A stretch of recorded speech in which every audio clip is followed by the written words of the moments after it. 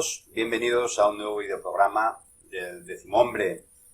Vamos a continuar con los vídeos del Congreso Mundial de Ufologia, de ese tercer congreso celebrado el pasado mes de septiembre, días 6, 7 y 8 en Barcelona. Y en esta ocasión vamos a mostraros la rueda de prensa que se dio el tercer día y que entre los que se encontraban Michio Kaku, Enrique de Vicente, bueno, y muchos más.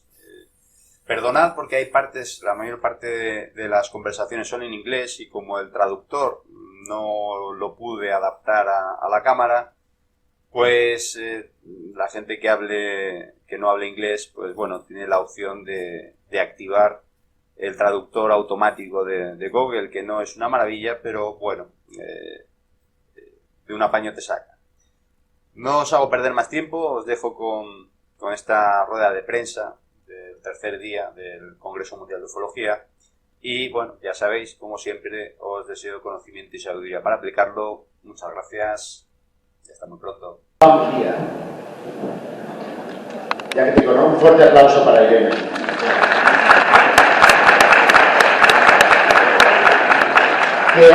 Me ha dicho un angelito que ha sido a cenar a su cumpleaños. Le cantamos el cumpleaños feliz.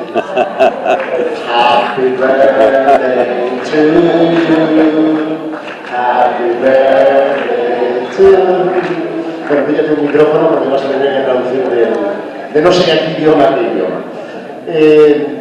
Empezamos. Esto es la nave del misterio, cágate, Lorito, pero de las de verdad, Bueno, para no perder más tiempo, porque solamente vamos a tener media hora, conocen sobradamente a nuestros invitados. Tal vez decir que ellos son el matrimonio Hurtad. Mañana va a estar con nosotros un fuerte aplauso.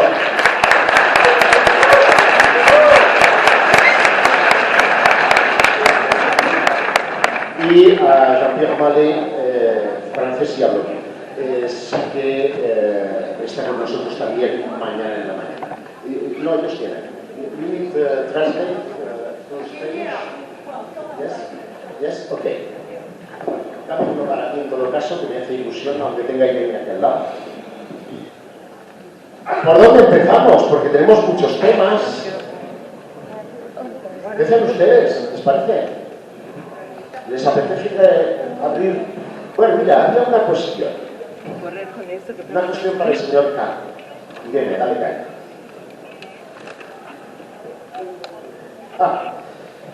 Una amiga, que es además una gran contactada,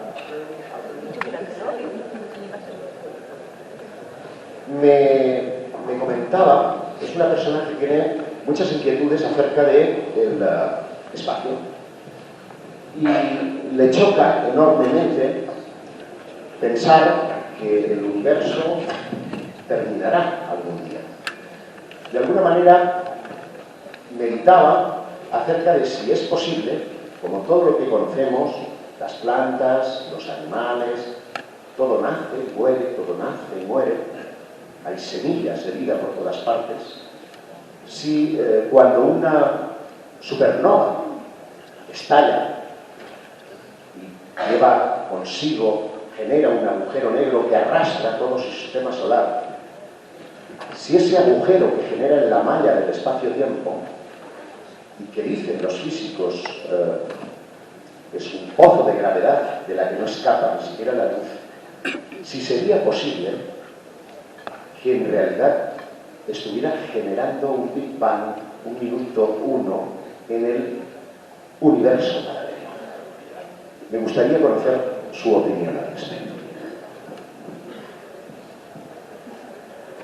Okay, the latest theory explains the question that the poets asked.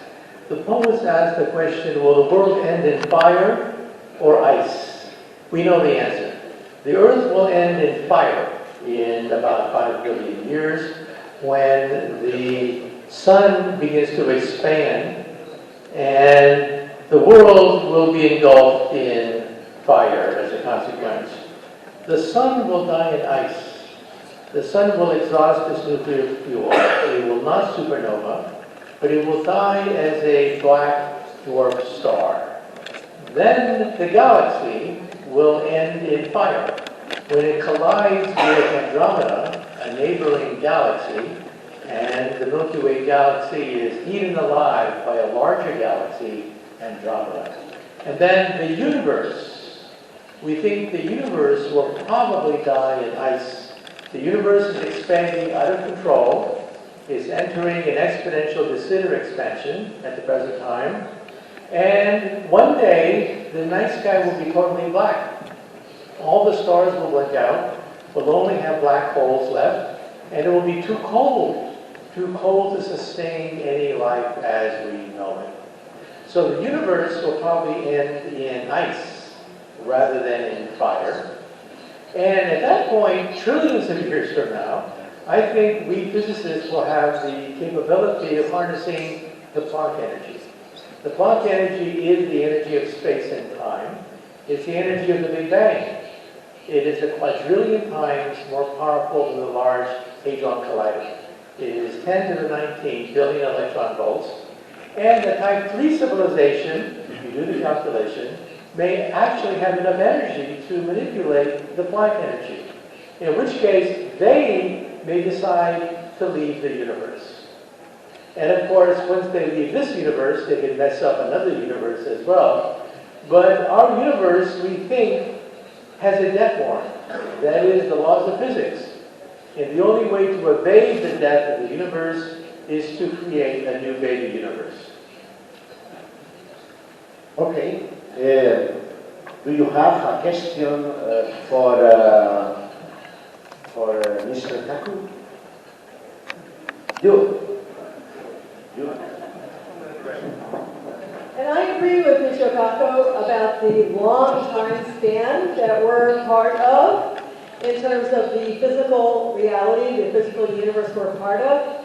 But I was hoping he would also tell us a little bit about the idea of black holes, maybe also white holes, because as I understand it, actually time may slow down when we get close to a black hole. But if we're close to a white hole, perhaps it speeds up.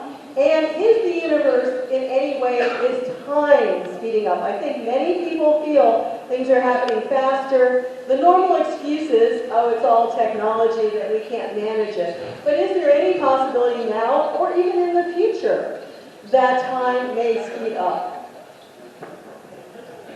Well, many children ask the question, if everything falls into a black hole, where does it all go? Well, the short answer is we don't know. But as I mentioned, in 1935, Einstein proposed putting two black holes together to create a white hole. So that matter would fall into a black hole and be blown out the other end as a white hole. Now, doesn't that sound like the Big Bang? Some people think the Big Bang was a white hole because we budded off another universe. In this case, it means that we have a bubble bath of universes.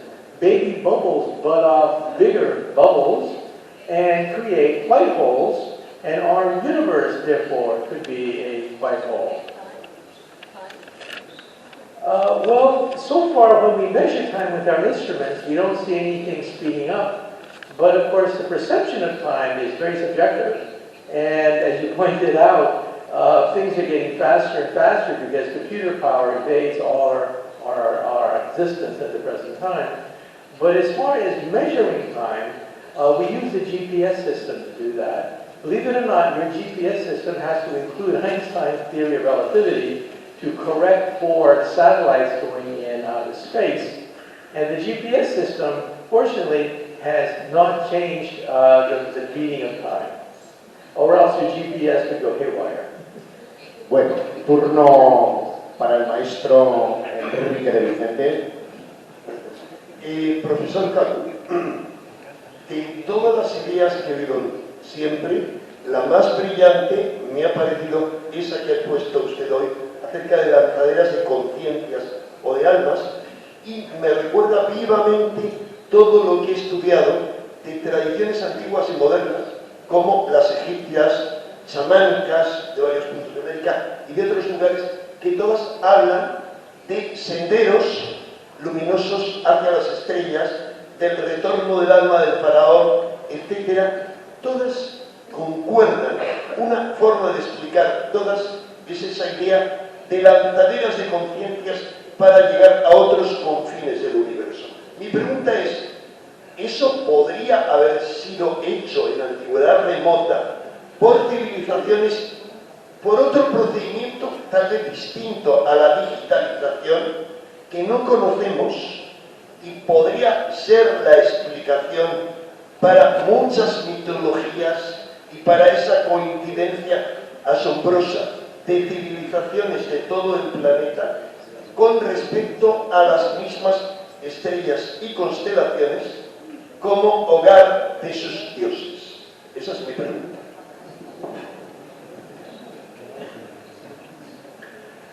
Well, there is a theory which says that the pyramids of Egypt were aligned to be in the direction of the constellation Osiris, which is Orion. And the pharaohs of Egypt, of course, wanted to go to heaven after they perished. And so there is a theory that says the pyramids were a launching pad because they're pointed in the direction of the god of the underworld, Osiris, and that would explain basically some of their mythology. Now, it turns out that launching of consciousness into space is what I call laser porting, that we will one day be able to digitize ourselves. This is happening very soon. As I mentioned already, Silicon Valley is commercially offering being able to talk to your loved ones. Your parents, for example, so even after they pass away, you can still talk to them. And so the digitization of our personality is something that's happening even as we speak. Every time you make a credit card transaction, Instagram photograph, send an email, is digitized. And computers will homogenize that information to create a copy of your personality, and one day we will shoot it into outer space. So this is the dream of science fiction writers. Science fiction writers have often dreamed of one day sending pure consciousness into outer space at the speed of light. And I think this is possible. I think we'll be able to do this in 100 years. In 100 years' time, we will digitize the brain. That's called the Connectome Project. The Genome Project gave us the genome of our body. The Connectome Project is being funded at the rate of $2 billion per year, and it's to map the entire human brain. Just last year, we mapped the brain of a fruit fly. We now know that a fruit fly has 100,000 neurons. We've mapped every single neuron of a fruit fly with 100,000 neurons. Our brain has 100 billion neurons, but it's only a matter of time before we map the entire human brain as well, in which case we literally become immortal, that literally our brain can function as a digital object, and we can shoot it into outer space. So our consciousness could basically colonize the universe at the speed of light, the fastest velocity before we go to warp drive. The fastest velocity in the universe could be achieved by sending pure consciousness digitized on a laser beam throughout the universe. I would like to add, my wife and I are also Egyptologists. In 1973, we published on this with permission of the Egyptian authorities. We postulated because of ancient Egyptian text that spoke of Imsak, the region of the imperishable star gods in the belt of Orion, that there at one time had been, in a very historic alignment time, approximately 12,000 BP before present, that there was an actual alignment with the star shafts. Also, we found in an ancient Egyptian text a reference to a term called light year, a term that was not used in the physics of the West until the 20th century. Light year appears actually in that nominative grammar construct. So we know the Egyptians were masters at mathematics, calculations, and what we will call proto-astronomy. And what's interesting is, and I'd like to know from Michio Kaku, when did we discover that we're actually in the Orion arm of our Milky Way. I think the Egyptians may have known this, but we've only discovered it in somewhat recent times, correct? Yes, the Milky Way galaxy is a barred spiral galaxy. Think of a bar that is spinning such that the ends of the bar spew out radiation. That's what our galaxy looks like. It looks like a barred spiral, and we live in the spiral arm, the Orion arm of the Milky Way galaxy. We're 2/3 away from the center of the galaxy, but we only figured this out in the last few decades. We are in the galaxy. The galaxy is a disk. Therefore, it's very difficult for us to piece together the three-dimensional replication of what the galaxy looks like. But with computers now, we catalog most of the stars in the Milky Way galaxy. And so we know that our star is in one of the arms of the Milky Way galaxy, the Orion arm. And as I mentioned, Orion is important for Egyptian mythology because it has to deal with Osiris, the god of the dead. Mr. Bob? Dr. Kaku, I'd just like to ask what excites you most about the next 4 or 5 years in theoretical physics, and what will you be working on personally, and what do you think might come out of the Large Hadron Collider in terms of future discoveries? Well, this is what I do for a living.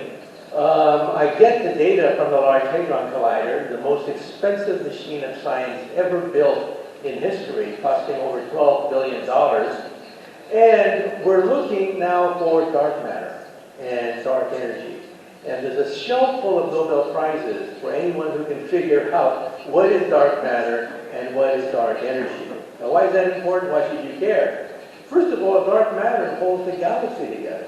If it wasn't for dark matter, we wouldn't be here. We'd be flung out into outer space and freeze to death. But we're in a very nice, comfortable region of the Milky Way, held together by dark matter. And we are clueless to understand what it is. The leading theory is that it's the next octave of the string. We are the lowest octave, but there are higher octaves in a string. And the next higher octave, we think, is dark matter. Dark energy is even stranger than that. Dark energy is the energy of the Big Bang. And as I mentioned before, dark energy is out of control. It's literally expanding the universe so fast that the Big Freeze is being replaced by the Big Rip. You can Google it. The Big Rip is when the universe itself blows itself into smithereens as it's accelerating so quickly. So we hope that in the next few years, we discover what is driving dark matter and dark energy. And as I said before, there's a shelf full of Nobel Prizes if you can ever figure it out. Just tell me first. Bueno, vamos a ver. A mí me gustaría que también nuestro público tuviera oportunidad de preguntar, no solo al doctor Kaku, sino a cualquiera de los investigadores que hemos traído de todas partes del mundo. Así que, si me podéis subir un poquito la luz de la sala para ver manos y saber si alguien quiere preguntar. Aquí está mujer. Micro, porfa. Hay un inalámbrico por ahí. Si no...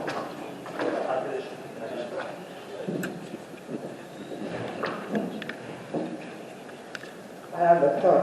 Hola, soy Lola.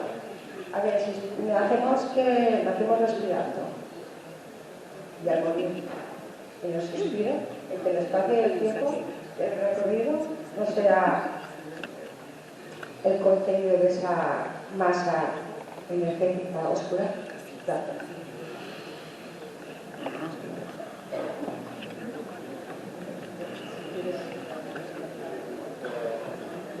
Podemos responder.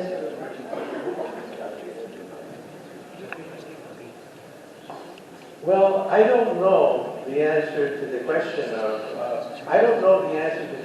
what happens when we die.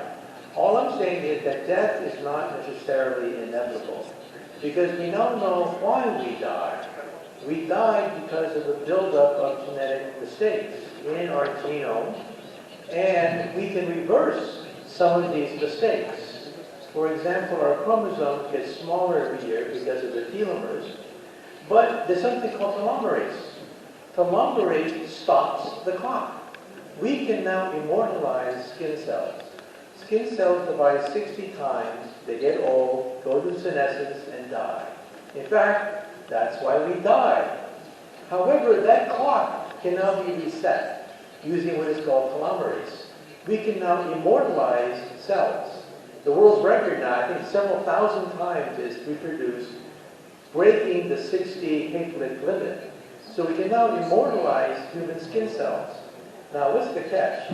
There's always a catch someplace. It turns out that you have to use telomerase very carefully.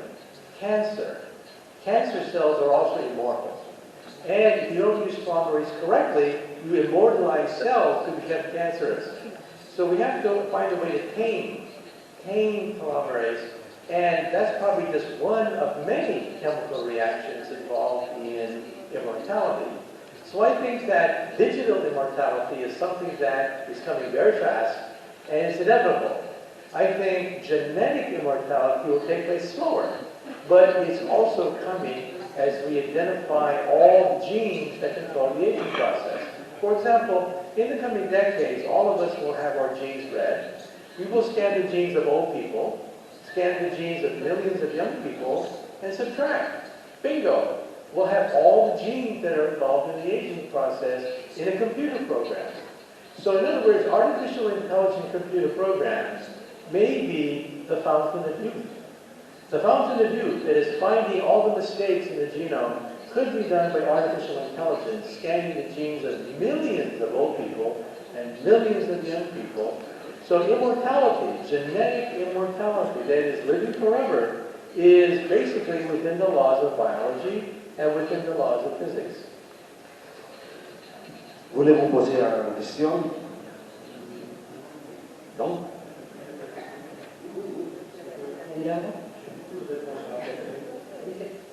Tengo muchas respuestas que aportar, pero no tengo tiempo de dar las hipótesis que tienen que ver con el desdoblamiento del espacio y del tiempo. Que, dicho de paso, me ha permitido calcular la velocidad de la luz. Tengo la demostración a su disposición. Y guardo una primicia para presentar en México en la universidad a finales de octubre.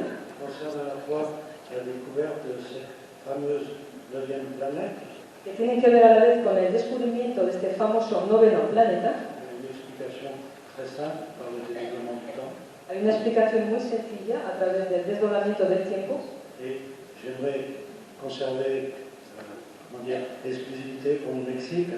Quería conservar esta exclusividad para México.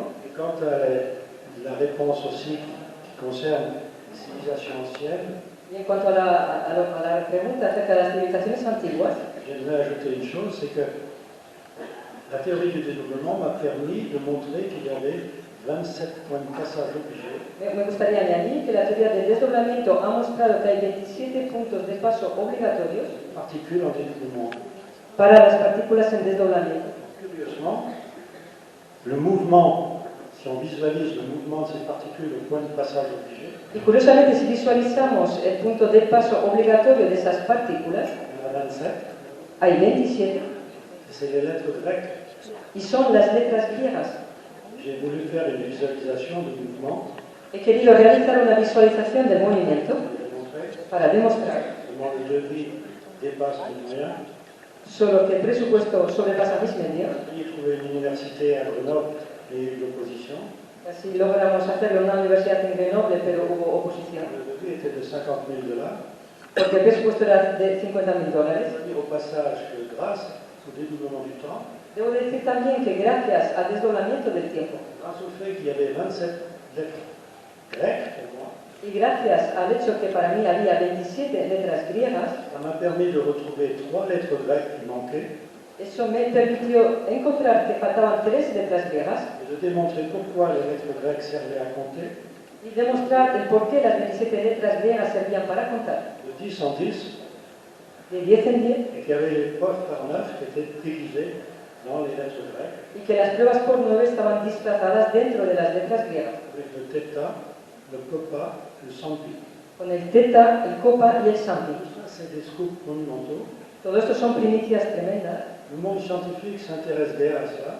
El mundo científico no se interesa en esto, On n'a pas encore admis les vitesses supraluminiques. porque todavía no ha admitido las velocidades supralumínicas, Ça permet d'expliquer l'anticipation, que permiten explicar la anticipación le fait que vous recevez des informations que votre cerveau décode. y el hecho que recibimos informaciones que nuestro cerebro descodifica. Le cerveau ne fabrique pas d'informations. Nuestro cerebro no fabrica informaciones, Il décode des informations qu'il reçoit d'autre temps. descodifica informaciones que recibe de otros tiempos. Je peux le prouver. Y todo esto lo pruebo, Je n'ai vraiment pas le temps ici, mais si M.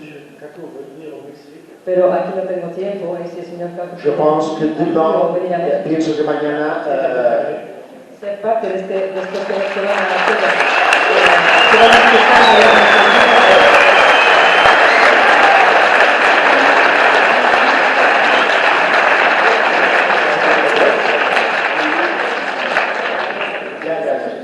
So with permission, I would like to pass this question of digital immortality over to my colleague, Jaime Malsanes, as you know, is the world's leading researcher, journalist on future science, and he speaks to the voice of Latin America.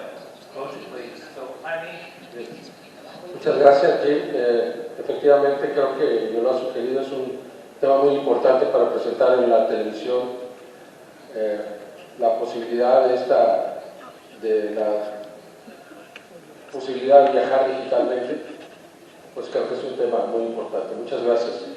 Ahora yo quisiera, si me permite el doctor Kaku, rápidamente hacer 3 preguntas breves, con una respuesta breve, no es necesario.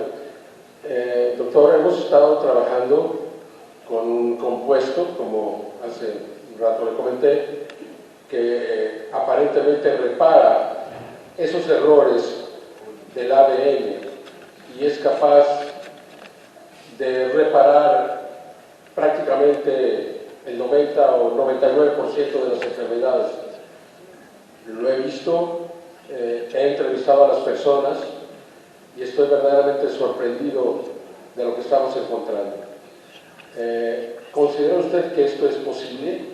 ¿Que se puede encontrar un compuesto que sea capaz de reparar el ADN y por tanto, si podemos de alguna manera extender la vida de los telómeros, entonces encontrar prácticamente la vida eterna?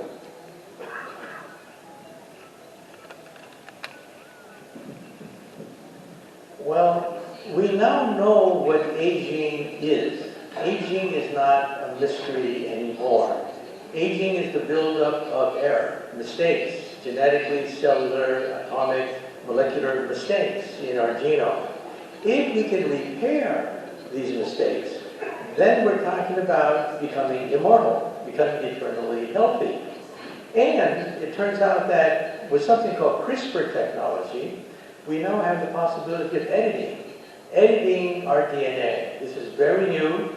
It means that we can now begin to tinker with our genes and have the power of a god. So we have to be very careful because we're talking about cosmic power now as we begin the process of editing our genome. So you're talking about a new therapy. I think that all therapies should be looked at. The only criterion I said is that it has to be testable, it has to be reproducible, but if it can be shown to be testable and reproducible, it potentially could be a game changer because, as I said before, we now are zeroing in on the molecular nature of aging. Why do we get old? Why do we have to get old? Why can't we be immortal? Like, for example, the Greenland shark. The Greenland shark lives to be over 400 years of age. We didn't know that until we took the eyeball of the Greenland shark, analyzed the layers, just like tree rings. You can calculate the age of a Greenland shark by calculating the number of rings in the eye of a Greenland shark, and bingo! We find sharks that are almost 500 years old. This is incredible. It means that other kinds of animals use different mechanisms to maintain the buildup of mistakes in their DNA. We think that it's cold in Greenland, therefore oxidation takes place much slower, and maybe that's the reason why we can live so long. So as long as we can show that these therapies can reverse damage to DNA, then I think we have to take these things seriously. Muy bien, un momentito, Jaime, porque es que si no nos vamos a quedar sin tiempo para la gente. Si hubiera después alguna oportunidad, te vuelvo a ceder el micrófono. A ver, había aquí una chica, levántate por favor y le acercamos un micrófono a mí.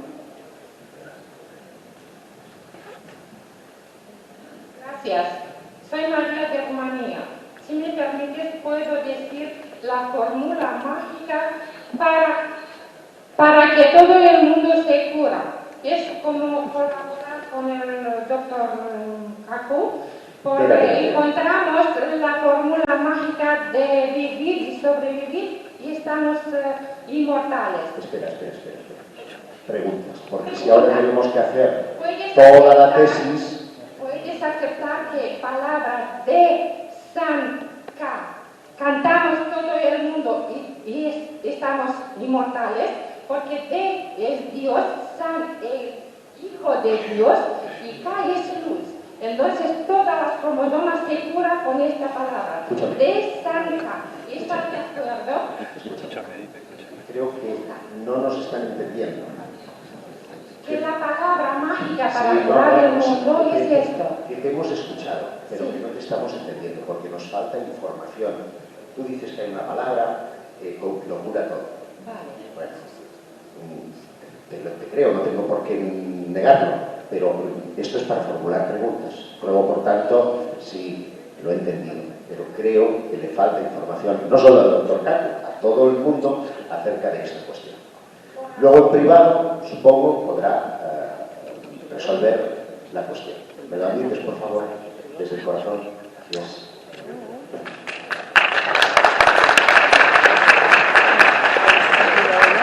Ani, por aquí. Hay una chica de un polo azul.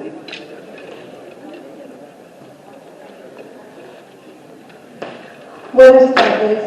Mi nombre es Yolanda. Quería preguntar al profesor Kaku si en la vida todo pasa al mismo tiempo, pero en diferente plano temporal, si es posible que una persona, cuando está durmiendo, traspase este plano temporal y espacial. Gracias.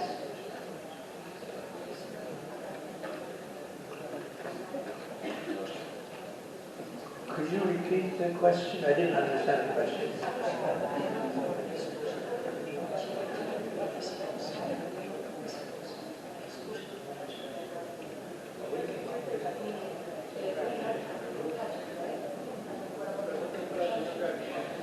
Le cargamos todo.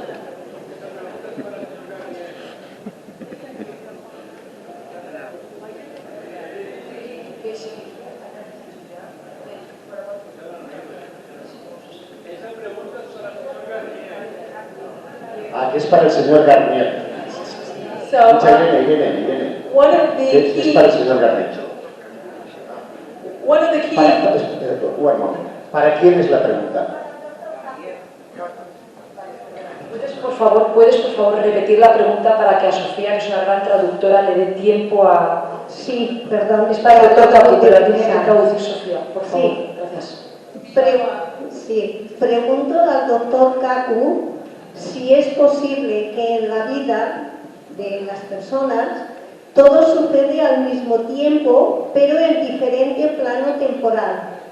Pregunto, ¿es posible que la vida de una persona, cuando está durmiendo, pueda traspasar de un plano temporal a otro, temporal y espacial, de tiempo y de lugar? Gracias.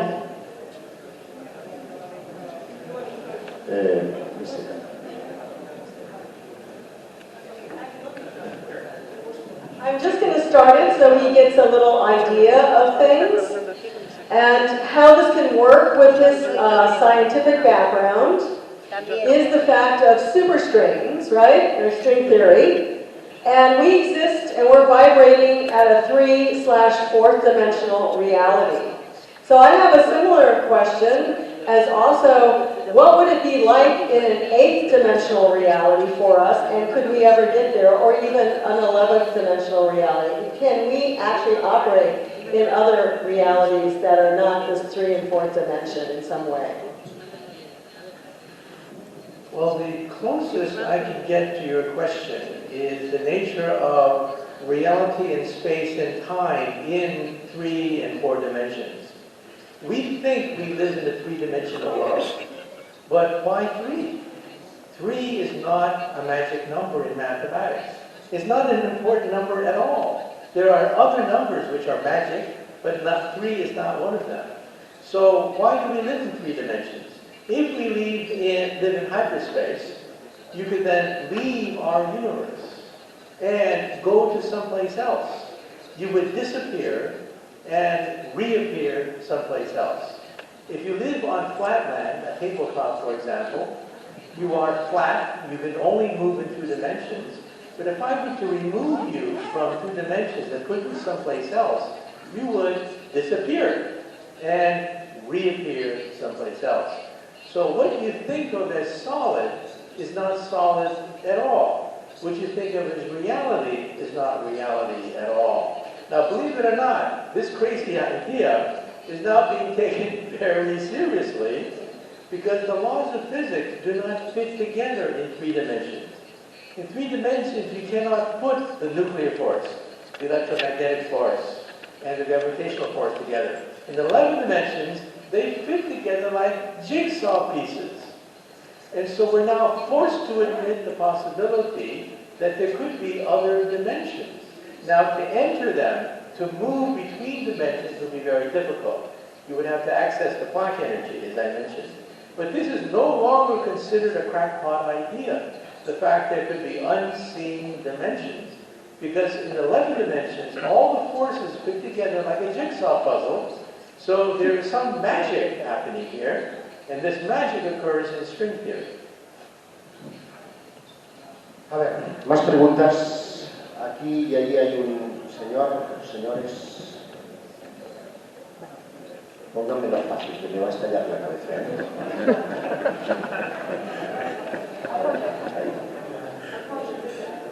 Es un crack. Aquí al fondo, bueno, va. Pero bueno, ya lo tenemos aquí, Andy, al pobre, no le vais a ir de 3 kilómetros y vuelta a otros 3. Hay poca luz allí, y si dieran un poco la luz ahí. A ver. Hola, buenas tardes. Me llamo Inma y quería preguntarles si la ciencia pertenece a alguien. La pregunta es a todos. Muy buena. A ver, ¿quién quiere contestar? Venga. ¿Alguien quiere contestar? ¿La ciencia pertenece a alguien?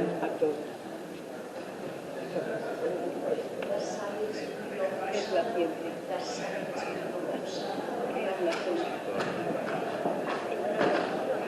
Well, I think that science is different from different ideologies because you can own different ideologies. The kings and queens of ancient history thought that they were divine and they owned this ideology.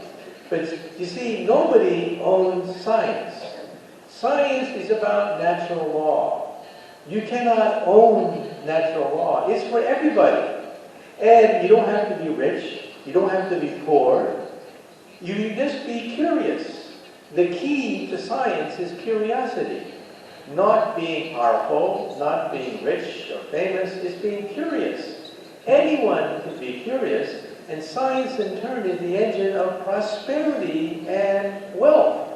So where does wealth come from? If you talk to a politician, they would say that wealth comes from taxes. You tax Peter to pay Paul. But taxes is a zero-sum game. Somebody wins, somebody loses. And so taxes and politics cannot be the origin of science and wealth.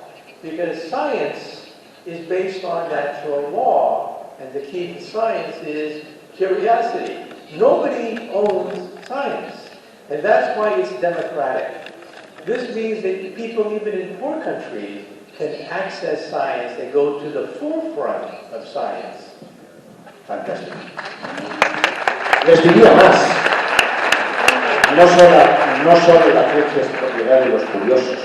Cualquier cuestión humana que tenga que ver con la curiosidad es patrimonio nuestro.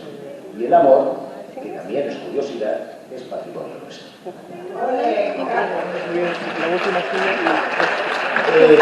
Jaime quería decir...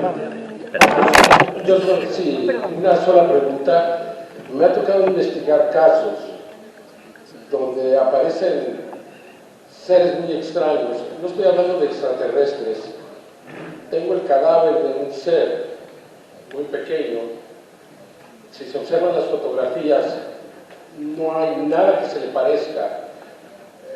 Es un ser pequeño, parece entre mono y ser humano, tiene una piel viscosa, fue encontrado en una trampa, cayó en una trampa, desafortunadamente lo mataron, es un ser muy pequeño.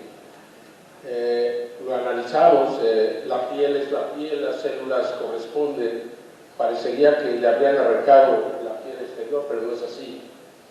Existe otro caso que todos conocen, tiene un nombre muy chistoso, pero el caso no lo es, que es el famoso chupacabras. Aparecen ahora, está ocurriendo en Rusia, en Bielorrusia, cientos de animales que aparecen sin sangre y con dos orificios en el cuello. Ha pasado muchas veces en México, en Sudamérica, no sé si ha pasado en España. La pregunta es esta: ¿podrían ser estos seres interdimensionales? Los casos son absolutamente reales, doctor.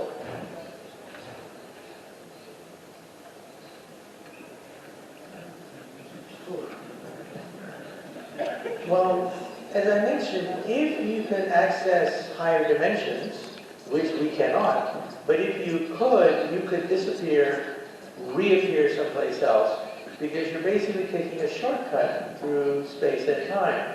So imagine a sheet of paper where you can leave the paper and appear somewhere else. However, in instances like this, sometimes the simplest answer is the most convenient, but in principle you ask a question. In physics, is this a possibility? And the answer is yes, but you have to have enormous energy to do it, the Planck energy, the energy of creation itself. So we humans cannot access this energy. But as I mentioned, a type 3 civilization, you just do the math, a type 3 civilization would have the access to the Planck energy, in which case space and time is not such a problem for them. Ok.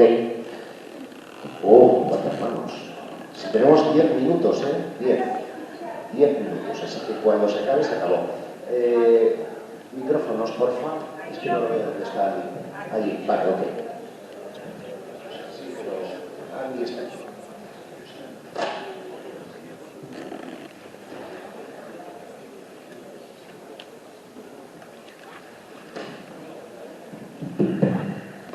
Sí. Andy, ¿dónde está? Aquí.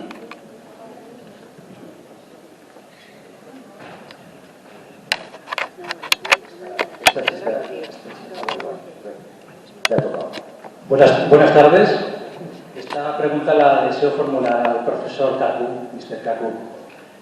He escuchado atentamente el proyecto de la transmisión digital de un ser vivo, en este caso, me imagino que está pensado para el ser humano, por supuesto. Y supuestamente es una transmisión digital íntegra de un ser humano. A ver, yo soy físico, pero me considero físico de mente abierta. Para mí, un ser humano no solo es un cuerpo físico. El cuerpo físico, como la propia palabra, la propia definición, es algo medible en el mundo tridimensional, en el mundo físico. Y la digitalización es un proceso físico también. Pero ¿qué ocurre con la conciencia humana? Espíritu, alma, lo que no es físico, que yo tengo la convicción verdadera de que también está esa parte en el ser humano. ¿Qué ocurriría con esa otra parte, en esa transmisión del ser humano digital? Gracias.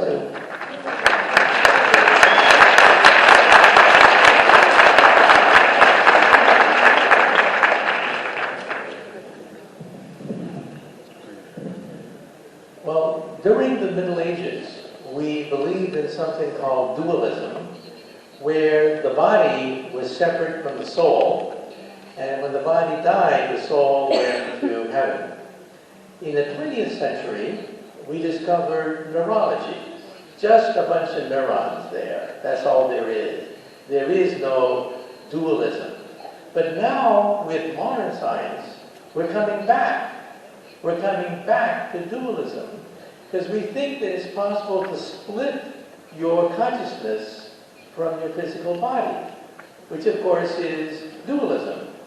Because we're now capable of digitizing the human body. In 100 years, we'll digitize the entire brain and create a digital copy of yourself. So even when you die, your digital copy stays alive forever. And you can talk to it, you can interact with it. So digital immortality is a possibility. Now this means that in some sense the soul can be reduced to information. In which case, maybe the essence of who you are, your personality, your hopes and dreams, do not die when you die. Okay? Now, of course, it all depends on how you define you. If you define you as a biological being, then this is a digital copy. It's a copy. It's not you. But if you define you as the sum total of all your dreams, desires, experiences, and memories, if that is you, then that can be digitized, and that you can live forever. And as I mentioned before, I personally think that if we encounter aliens on the planet Earth, they may not just be cybernetic, they may be digital, in which case they can assume any form they want, because your soul is now separate from your body, which is, of course, is the essence of dualism, the philosophy of the Middle Ages. Vamos a poner una última pregunta, última cuestión, the last question. A ver, esa chica de allí que lleva un rato. ¿La veis? Rubia. En esta, no, en la otra fila.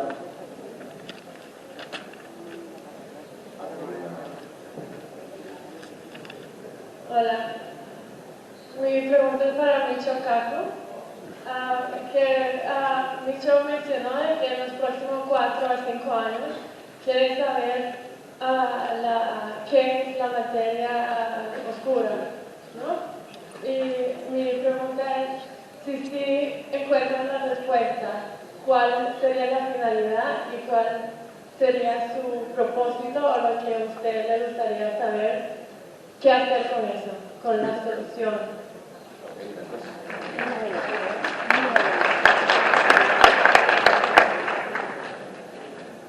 Once we evolve into a type 1, 2, 3 civilization, then we'll be able to access this directly. A direct access to space and time itself. Dark energy is the key to nothing. That is the vacuum. The vacuum is what makes the universe expand. We now know that the vacuum of empty space has energy. Just like Tesla once said, we now know that even the vacuum has energy. And that's dark energy, and it is pushing the galaxies apart. It's a death warrant. It's going to destroy the universe.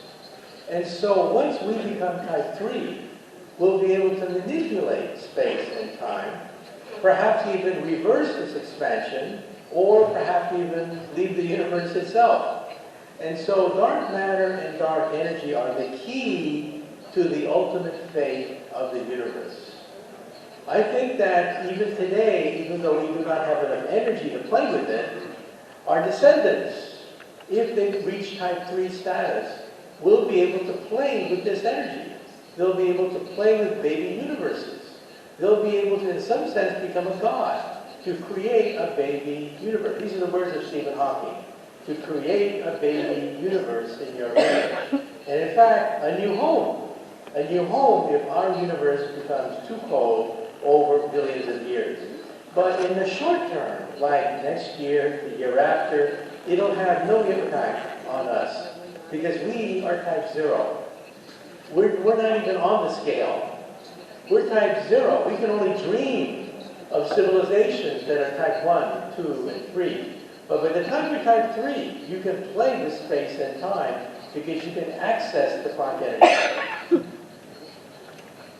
La última pregunta por parte de los ponentes, no, ya bajen el brazo que no es para Jan Harsan, que se ha unido a nuestro elenco de ponentes a lo largo de esta tertulia. Thank you. Well, first I'd like to comment by thanking Dr. Kaku for his many great books. Physics of the Impossible, Hyperspace was something that helped me understand things that are happening in our world around us. And your latest book, Future of Humanity, so thanks for that. The question I would have is if we are being interacted with by, hypothetically, if we're being interacted with a type 3 civilization, what evidence could we collect that would help scientists and other people get over the hump of understanding that they're here? Well, I think the big step was taken 2 years ago when U.S. Navy pilots released lots of videotapes, not just of one, but many sightings that give us testable information about UFOs, information that we physicists can now put into our computers. We can now calculate what a hypersonic device would have to withstand, the pressures, the tensions, the temperatures, by looking at these videotapes. What we're missing is reproducibility. We're missing is an alien chip, alien DNA. People who have encountered alien civilizations should say that maybe they've touched an alien, in which case there's alien sweat that can be analyzed.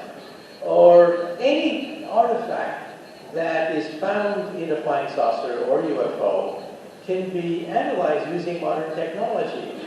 So I think the next step is reproducibility. That is not just encountering these things, but actually finding a piece of evidence that we can test at will in the laboratory.